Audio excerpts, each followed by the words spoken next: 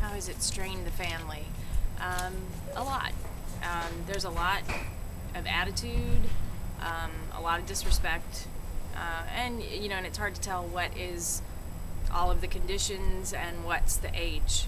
There's really no dividing line, so it's difficult to tell how to discipline or how to handle a situation. So you just kind of do it from one situation to the next, and sometimes we make the right decision and sometimes we make the wrong decision. It's put a lot of strain on family relationships.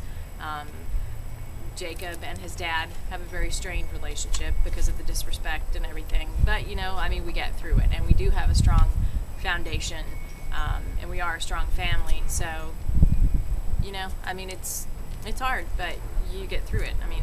What else are you going to do? You're not going to let it tear your family apart, for sure. It's, as much as it strained the family, it's also brought us closer because of that, because we have to be strong to help Jacob through the tough times. So it's both weakened our structure and made us stronger at the same time, I guess. About my book, I am working on a book. I've been working on it for almost a year. This summer will be a year. I hope to have it done in about 5 or 6 months. I'm about halfway done now. And it's just a book about my emotional journey through Jacob's Tourette's diagnosis, and it talks about, my less than stellar moments, things I've done and things I've said that I'm not proud of, and things I've done and said that I am proud of. And I've just, through all of my conversations with other mothers that I've met through the internet or at conferences and stuff, they always feel so alone. I felt very, very alone with his diagnosis, and you feel like everything you do is a mistake and you could have done it better. And sometimes you could have done it better, but I think that it needs to be, the point of my book is to show that it's okay and that you're not alone and that we all make those mistakes, and we yell at them and we tell them to stop when they can't stop.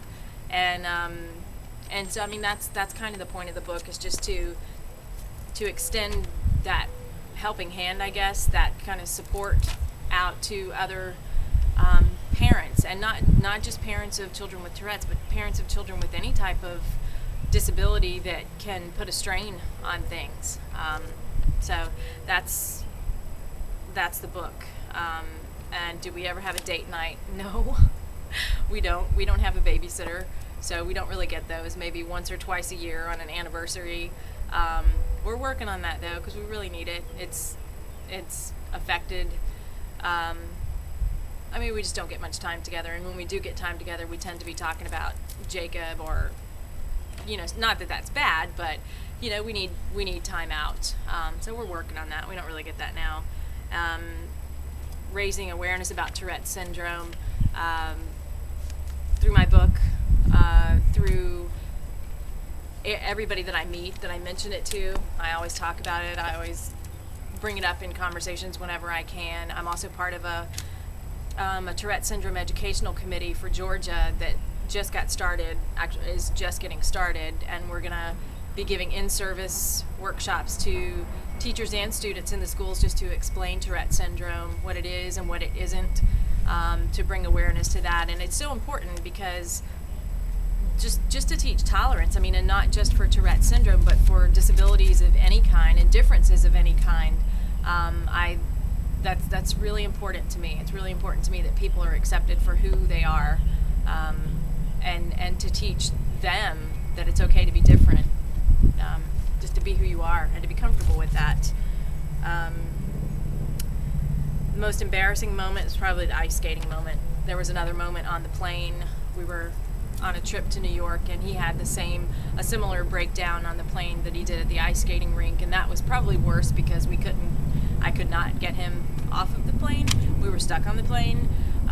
Nobody said anything to us, and I don't know how that happened on a small plane like that. Nobody mentioned it. Nobody said anything. And I think it's probably just because they realized that it was not just a kid acting out, that something else was going on. He was screaming and yelling and kicking the seat in front of us and everything.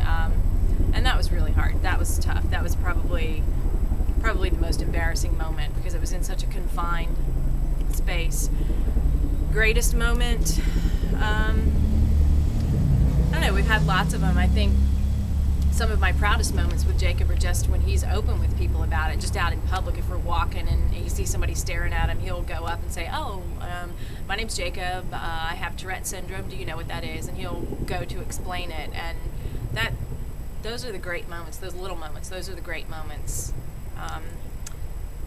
We've had a lot of great moments. We've met a lot of great people because of Jacob's Tourette's, and had experiences that otherwise we would never have had. So I'm very thankful for that, and I think that's really shaped who I am and who Jacob is in a really, really good way. Greatest hopes for Jacob. I just hope he's happy, and I know he will be. And I hope he'll be successful. He won't be stopped, I can tell you that. I have no fear of that whatsoever, you know. My fear is that people will try to, and I know that will happen. You know, things are going to get in his way, but you know what? Things get in everybody's way. It's not just somebody with Tourette's. I think that's just any mother's.